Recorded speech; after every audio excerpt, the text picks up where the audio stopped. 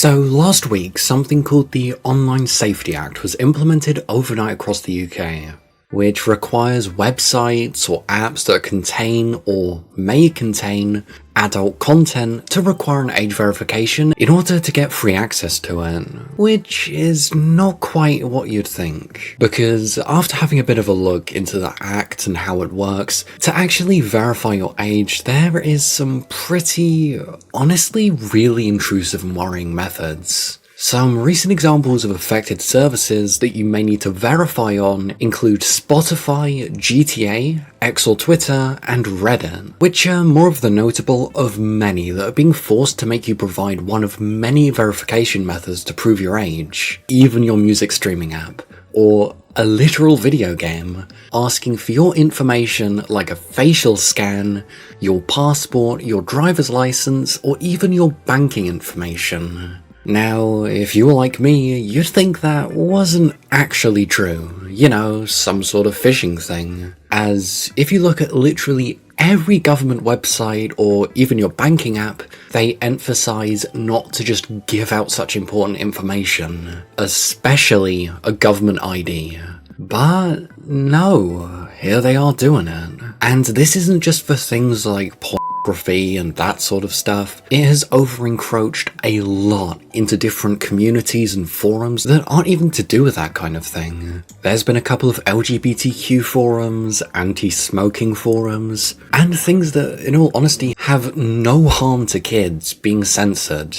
And for this act being to protect the kids, it seems really like it's just over-censoring a lot of stuff and a lot of resources. Under the Online Safety Act and this whole verification thing, you may think that all of this information would be processed by some government systems which have their own oversight and would be definitively secure. But again, that is where you'd be wrong. All of this information, yes, your banking details, your passport, your face scans, which the government says themselves is so important that you shouldn't just give them to anyone, is all being scanned, processed, and possibly stored by private contractors and entities. Which, I mean, I don't know about you, is sounding like something out of Watch Dogs, but that's just me. The security concerns for me here are insane. And will there be oversight or regulation on whether this information is securely stored? Or is it just going to be free game for companies, data brokers, or bad actors to either buy, sell, or hack your information? Because in my eyes, that's what it's pointing to. You know, for something calling itself the Online Safety Act, I really don't see genuine safety here. I'll read a quick excerpt from the Byline Times here, which says the following. Privacy campaigners have told the Byline Times of their concerns that millions of Britons are being forced to hand over sensitive personal data to opaque overseas firms with questionable privacy records. Which, again, to reiterate, this isn't the government verifying it for you. Private entities which are usually contracted out by these social media services, not by the government itself. So let's say you're on Twitter or Reddit or X, and need to verify your age, not even Reddit is verifying it for you. It's a third party contracted out by Reddit to do the bare minimum to legally verify you according to this act.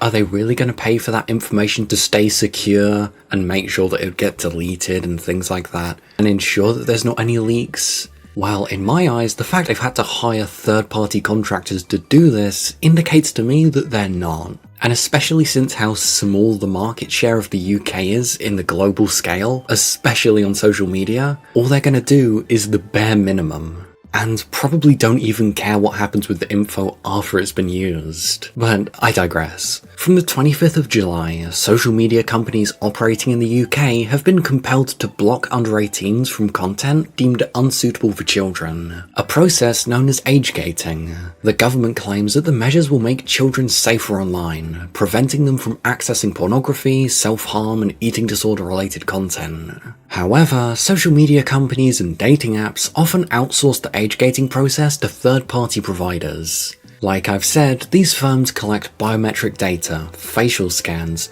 passport and personal identification documents, and even banking and credit card information to verify users' identities.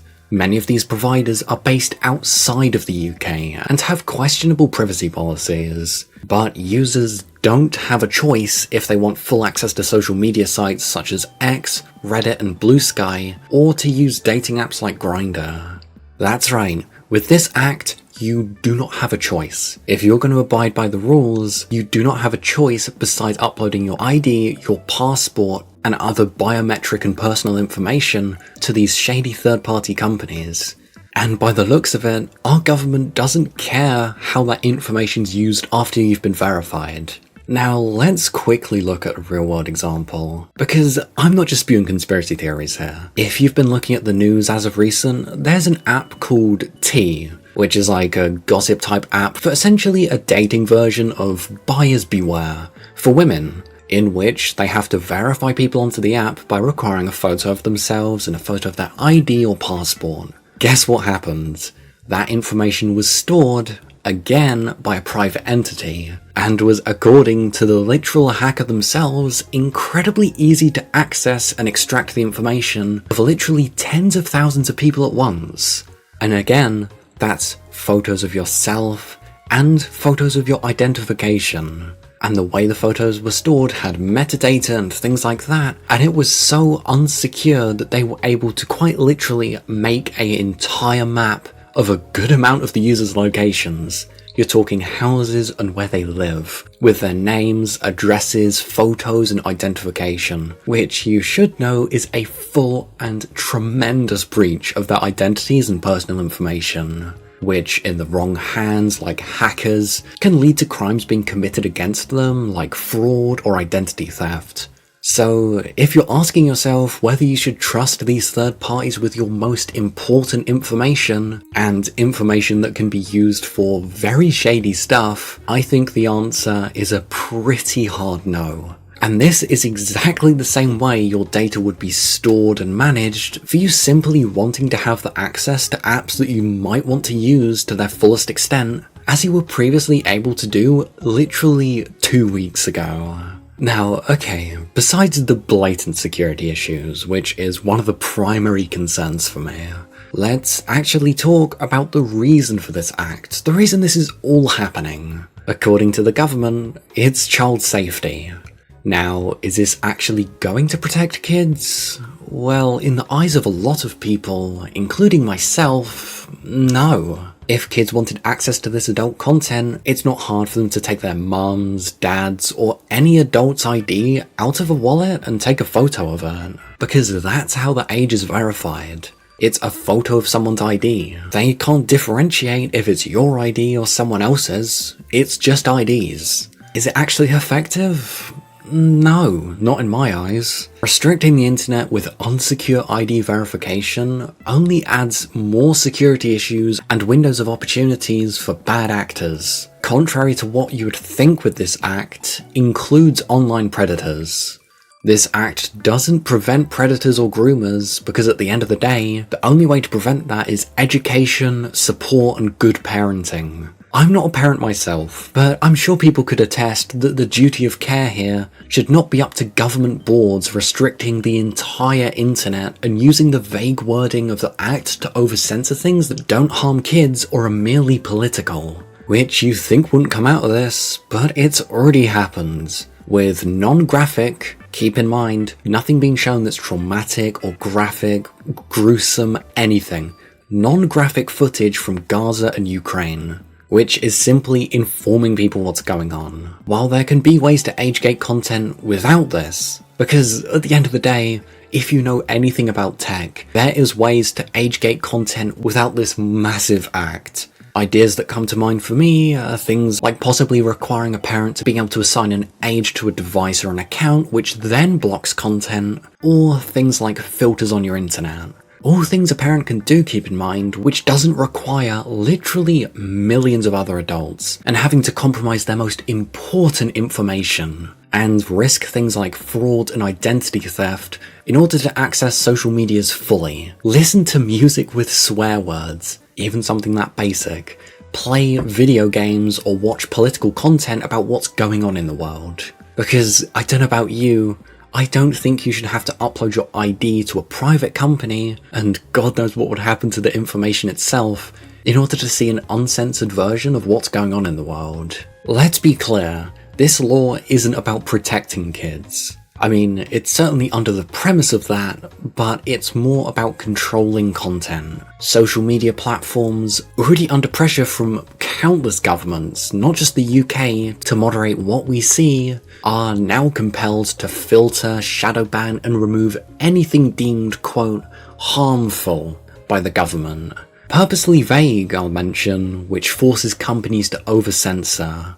In all honesty, laws like this are something I would not have expected to come out of a country like the UK. It's honestly some shit I'd see out of Russia or China. But even still, despite there literally being 500,000 people signing a petition for the government to maybe even slightly talk about repealing it, the answer was basically, well, sod you, we're keeping it, and there's nothing you can do about it.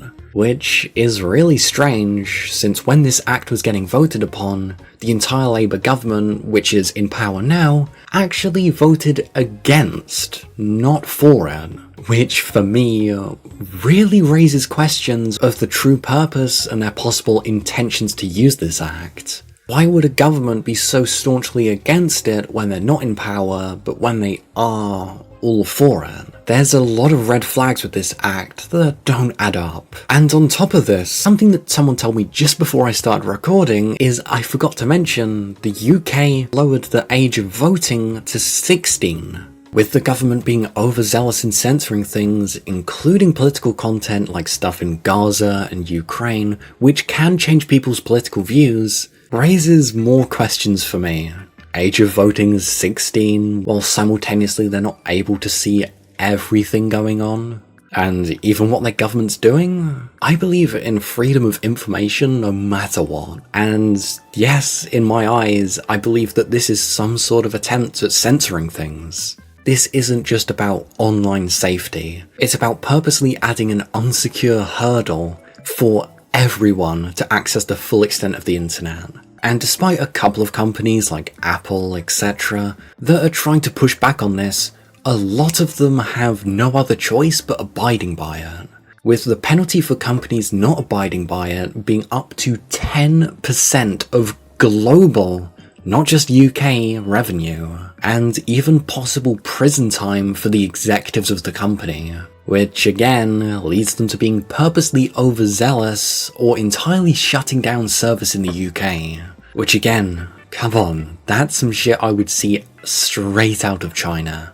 And this is an insanely bad step forward in the world of censorship and lack of privacy for everyone. But before we continue, I'm going to read this comment that I saw on Reddit about this act, which gives a pretty good TLDR of the situation. It is stupid, as it fundamentally fails at doing what it's named after: safety. Offshoring our IDs into databases that will be breached eventually. I don't trust companies to actually delete the data, which, I mean, if you've looked at recent news and just in general, companies love to sell or use your data in certain ways. So yeah, I don't think they're going to be deleting your IDs if you post them. It pushes deregulation with VPNs and Tor, and encourages looking for sources of porn in the UK that don't ask for ID. Which also leads you to asking which illegal porn is hosted there. And it also opens up new means of scams, as well as giving pedophiles a good platform to target children. Hey you kids, can't get porn? I'll give you some. Which is effectively how I got groomed when I was younger, given I didn't know of VPNs and my internet service provider blocked porn sites. And here's one of the main things. If parents had any idea of how to protect their kids, these protections would already be in place. You do not need the government to parent your kids. In my eyes, that's a very slippery slope, and if people in the UK are so allergic to self-accountability, I'm sorry, but you've got to deal with it. I don't think literally millions of adults have to risk their most important data getting breached because parents are too lazy to put up internet blockers and things like that. And just teach their kids online safety. All it does is push for surveillance of the British people. Hell, I'd prefer they named it the Online Surveillance Act, as then it would be true to its name. Something I've not mentioned here, which I obviously could at some point in a future video, is yes, how the government might possibly use this to surveil people, especially that they've shown interest in it in the past. But hey, I think we're at a good point to finish the video off. So let me know in the comments what you think, and also like, subscribe and share if you enjoyed the video. Anyways, see you in a bit.